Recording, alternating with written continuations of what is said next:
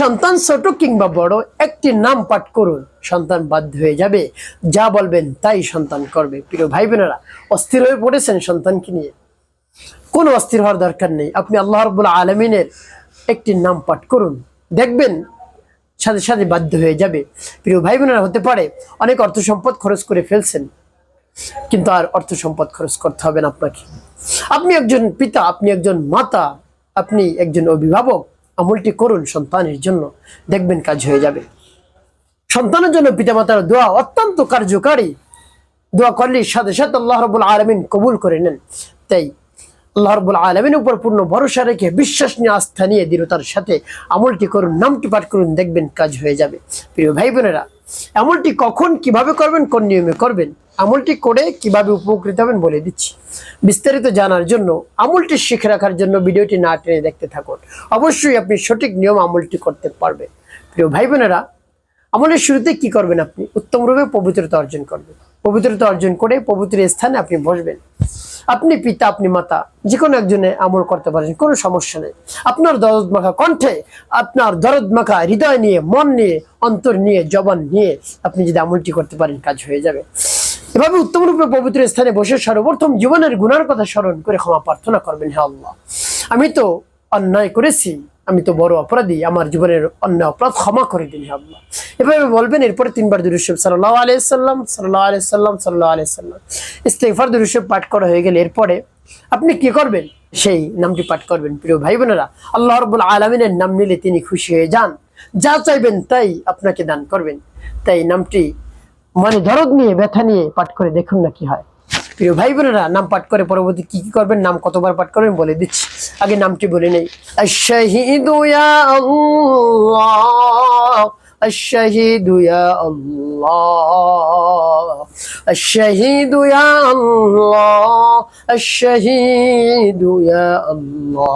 তো যখন পাঠ করে হয়ে যাবে একটু ফুটে, তারপর আপনি আবার পাঠ করবেন। আশ-শাহীদু ইয়া আল্লাহ, الشهيد يا الله، الشهيد يا الله، الشهيد يا الله। পাঠ করা শেষ।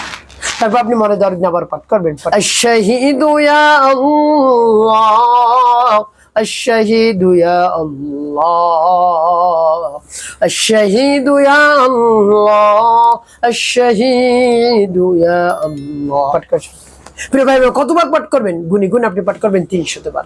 বলতে পারেন হুজুর সময় লাগবে। সময় লাগবে না, আপনি 10 মিনিট সময় হাতে নিন আমলটি করার জন্য। অনেক সময় তো আপনি ব্যয় করেছেন, অনেক সাধনাই তো করেছেন, আপনি আমলটি করে দেখুন না কি হয়। প্রিয় ভাই বোনেরা, এভাবে যখন নাম পাঠ করা হয়ে যাবে এরপর আপনি পাঠ করবেন আল্লাহুম্মা ফাক্কিহু ফিদ্দীন وعلمه التأويل، اللهم فقهه في الدين وعلمه التأويل। এভাবে 3 বার পাঠ করে ফুটবেন।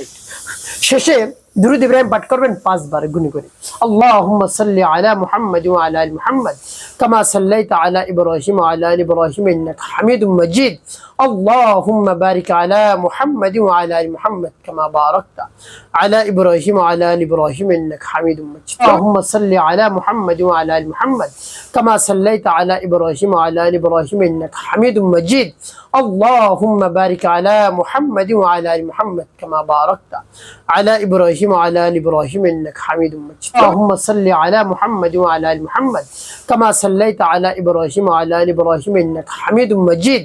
اللهم بارك على محمد وعلى ال محمد كما باركت على ابراهيم وعلى ال ابراهيم انك حميد مجيد. اللهم صل على محمد وعلى ال محمد كما صليت على ابراهيم وعلى ال ابراهيم انك حميد مجيد.